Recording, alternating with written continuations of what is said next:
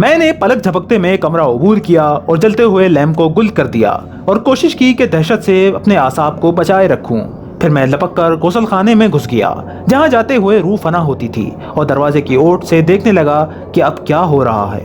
میں نے دیکھا کہ دیوار میں نمودار ہونے والا شگاف آہستہ آہستہ اتنا چوڑا ہو گیا کہ ایک آدمی اس میں سے بخوبی نکل سکتا تھا، اور پھر میں نے 2 سفید ہاتھ دیکھے جو اس شگاف کو ٹٹول رہے تھے۔ دوسرے ہی لمحے بغیر آنکھوں والا وہ خبیث جو انسانی شکل میں تھا کمرے میں داخل ہوا۔ ایک لمحے کے لیے وہ بے حس و حرکت کھڑا کان لگائے کچھ سنتا رہا اور پھر فضا میں ادھر ادھر ہاتھ ہلاتا ہوا بغیر آہٹ پیدا کیے میرے بستر کی طرف آیا۔ پھر میں نے دیکھا کہ شگاف کے پیچھے وہی خوبصورت چڑیل ہاتھوں میں شمعدان لیے کھڑی ہے۔ اس کا چہرہ شفاقانہ طور پر چمک رہا تھا اور شیطانی آنکھیں دہکتے ہوئے انگاروں کی طرح سرخ تھیں جنہیں دیکھ کر میں کانپ گیا۔ آدمی اب بستر کے قریب پہنچ چکا تھا۔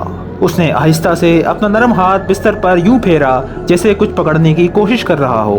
پھر اس نے اپنے ہاتھوں سے اسی نیزے نما دھار کو چھوا جیسے وہ لاش کو ڈھونڈ رہا ہو۔ بستر اس سے خالی تھا۔ اندھا شیطان بلی کی مان غرایا اور پیچھے ہٹا۔ اس کی آواز سن کر چڑیل بھی کمرے میں آ گئی۔ پہلی نظر ڈالتے ہی اسے صورتحال کا اندازہ ہو گیا۔ تب عورت نے مرد کا بازو پکڑتے ہوئے آہستہ سے کہا، جلدی کرو، غسل خانے میں۔ یہ سنتے ہی وہ مڑا اور دبے پاؤں غسل خانے کی طرف بڑھا۔ اب وقت ضائع کرنے کا کوئی موقع نہ تھا، مجھے ہر قیمت پر اپنی جان بچانی تھی۔ میں نے اس مختصر سے غسل خانے میں اوپر سے نیچے کی طرف دیکھا۔ ٹنکی کے اوپر کوئی شے چمکتی ہوئی دکھائی دی اور یہ کھلے ہوئے آسمان کا ایک تارا چمک رہا تھا۔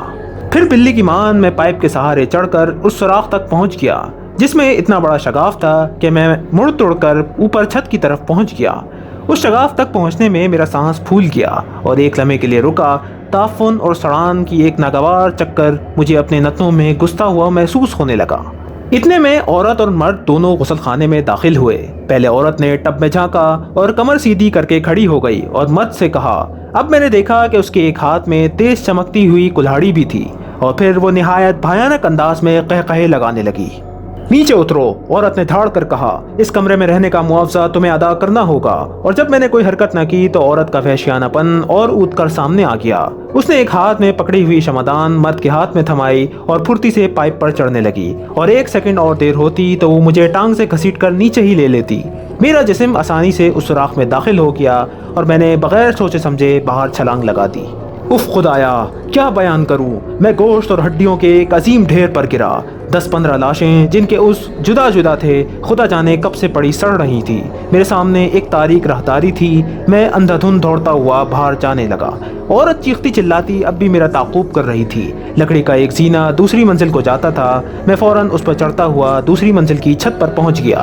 اب میرے سامنے فرار کی تمام راہیں مسدود ہو چکی تھیں۔ خوبصورت چڑیل یہ سمجھ کر کہ اب میں بچ نہیں سکتا مجھ سے 10 فٹ کے فاصلے پر کھڑی ہو گئی اور وحشیانہ انداز میں قہقہے لگانے لگی اور کلاڑی گھمانے لگی۔ میرا سارا جسم برف کی مان سرد پڑ چکا تھا۔ عورت اپنے سفید چمکیلے دانت پیستی ہوئی آہستہ آہستہ میری طرف بڑھ رہی تھی۔ میں نے مضطرب ہو کر چاروں طرف دیکھا۔ ایک اونچے درخت کی چند شاخیں چھت سے 2-3 فٹ کے فاصلے پر پھیلی ہوئی تھی۔ میں نے دیوار پر ایک ہاتھ رکھا اور دوسرے ہاتھ سے شاخ پکڑ لی، اور دوسرے ہی لمحے وہ بلا مجھ پر جھپٹی۔ اس نے کلاڑی گھمائی اور مجھے یوں محسوس ہوا جیسے دیوار پر رکھا ہوا میرا دایاں ہاتھ سن ہو چکا ہو۔ درخت کی شاخ میرا بوجھ نہ سنبھال سکی اور تڑاق سے ٹوٹ گئی۔ میں دھڑام سے گھنی جھاڑیوں پر گرا۔ چوٹ کا خدشہ کس بدنصیب کو تھا۔ میں اٹھا اور پاگلوں کی طرح جنگل کی طرف بھاگنے لگا۔ 1-2 میل تک بھاگتا رہا۔ آخر پیچھے مڑ کر دیکھا تو جس مقام پر سرائے تھی وہاں آسمان سرخ ہو چکا تھا، اور پھر میں نے اونچے اونچے شعلے دیکھے جنہوں نے سرائے کی عمارت کو اپنی لپیٹ میں لے رکھا تھا۔ فرینک میتھون چپ ہو چکا تھا۔ اس کی پیشانی پر پسینے کے بڑے بڑے قطرے چمک رہے تھے اور وہ بری طرح ہانپ رہا تھا۔ سرائے کی عمارت میں آگ لگ گئی، ڈاکٹر نے کہا۔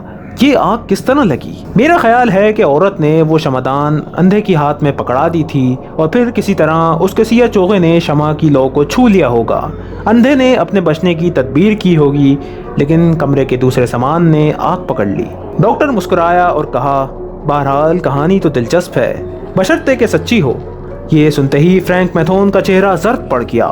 وہ آہستہ سے اپنی کرسی سے اٹھا اور اپنا بائیں ہاتھ کمر پر رکھا اور کہا، کیا تم بھی مجھے پاگل سمجھتے ہو؟ دفتن ایک جھٹکے کے ساتھ اس نے اپنا دایاں ہاتھ کوٹ کی جیب سے نکالا اور ڈاکٹر کی آنکھوں کے سامنے کر دیا۔ اس کی چاروں انگلیاں کٹی ہوئی تھی اور ہاتھ پر بے ترتیبی سے ڈھیلی پٹی جس پر تازہ تازہ خون جمع ہوا تھا بندھی ہوئی تھی۔